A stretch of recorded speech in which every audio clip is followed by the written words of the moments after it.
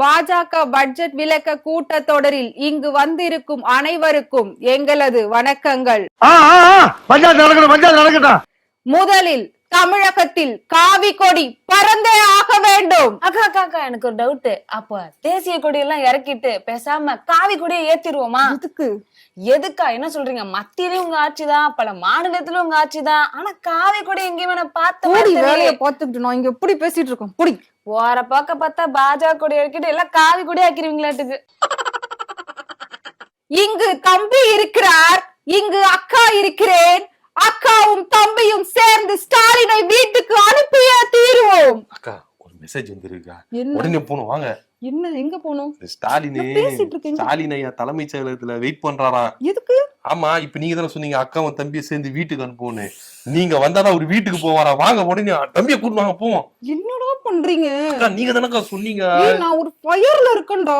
சரிக்கா, நீங்க வந்தாதான் ஒரு வீட்டுக்கு போவாரா? அடம் முடிக்கிற நீங்க தான் வீட்டுக்கு எடுத்து போய் விடுவேன். வாங்க போங்கடா, உங்களுக்கு நேரம் காரமே இல்ல. அடுத்ததாக சூரியன் உதிக்கிறதோ இல்லையோ, இலை துளிர் விடுகிறதோ இல்லையோ, தமிழ்நாட்டில் தாமரை மலர்ந்தே தீரும்.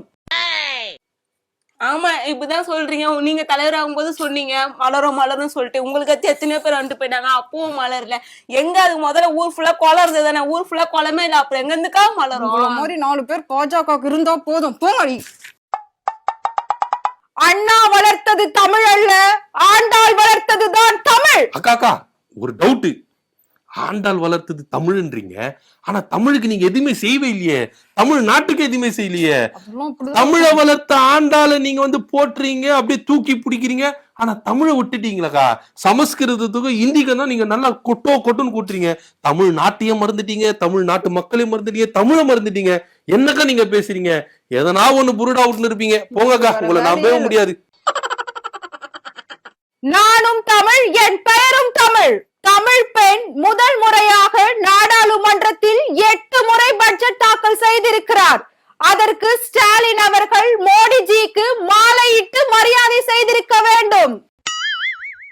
என்னக்கா சொல்றீங்க? மாலை போடணுமா? ஐயப்பனுக்கா, முருகனுக்கா, இல்ல மேல்மருவத்திற்குன்னா கூட சொல்லுங்க, என் ஏற்பாடுல நான் பண்ணி தரேன். இப்படி பண்றீங்க? கவலைப்படாதீங்க, நேர்த்திக்கடன் ஏதாவது மலரும். மாப்பிள்ள சொம்பு கொடுத்தாதான் தாலி கட்டு வரான். தமிழ்னு பேர் வச்சுட்டு தமிழுக்கு நீங்க ஒண்ணுமே பண்ணலையே. தாமரை மலரும். சரி போங்க. தமிழ்நாட்டுல ஒரு பழமொழி உண்டு, மோர கூவி கூவி விக்கணும், கல்ல உக்காந்த இடத்துல இருந்தே விக்கலான்னு. அக்கா, கல்ல வந்து நீங்க சொல்ற மாதிரி வந்து உக்காந்த இடத்துல வித்துறாங்க, மோரை வந்து கூவி கூவி விக்கிறாங்க. நீங்க சொல்ற கான்செப்ட்ல எனக்கு புரியுது. சோ இப்ப மோரை விக்கிற மாதிரி நீங்க வந்து பட்ஜெட் விக்கிறீங்க, நீங்க சொல்ல வரீங்க. அதுக்கு நீங்க கல்லு மாதிரியே பட்ஜெட் குடுத்துடலாமாக்கா?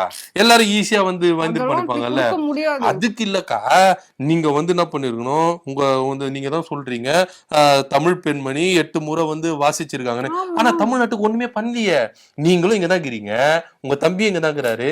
யாருமே போயிட்டு நீங்க சப்போர்ட் பண்ணவில்லையே. தமிழ்நாட்டுக்கு நீங்க அல்வா மேல அல்வா குடுத்துட்டீங்கன்னா என்னக்கா நீங்க பேசுறதுனா லாஜிக் என்ன இருக்குனாக்கா? போங்கக்கா, உங்க மேல கோவங்க. நாங்க செய்வோம், நீங்க உங்க வேலையை பார்த்துட்டு போங்க. இங்கு மேடையில் தம்பி இருக்கிறார், இதுவே பல பேருக்கு பயம். இன்னும் தமிழ்நாட்டில் என் தம்பி இருப்பார், இது பாஜக என்றாலே பயம். அக்கா, கொஞ்ச நாளைக்கு முன்னாடி அப்படியே அக்காக்கும் தம்பிக்கும் வந்து நிறைய சண்டை வந்தது. நம்ம இவரு ஐயா, உள்துறை அமைச்சர் ஐயா, அவரு கூட உங்களை போட்டு நல்லா வச்சு செஞ்சாரு. இப்ப நான் புதுசா அக்கா தம்பி பாசம் ஒன்னும் புரியலையேக்கா.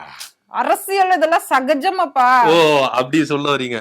சரி, இப்ப தம்பி இங்க இருக்கிறாரு, பயம் இல்ல உங்களுக்கு எல்லாம்? ஒரு பயமா ஓரம் கட்டிடுவாருன்னு சொல்லிட்டு ஆல்ரெடி ஓரம் கட்டி வச்சிருக்காரு.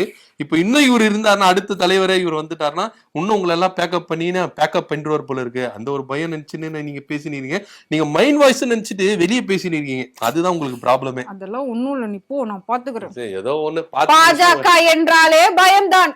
இத்துடன் என் உரையை முடித்துக் கொள்கிறேன். நன்றி, வணக்கம்.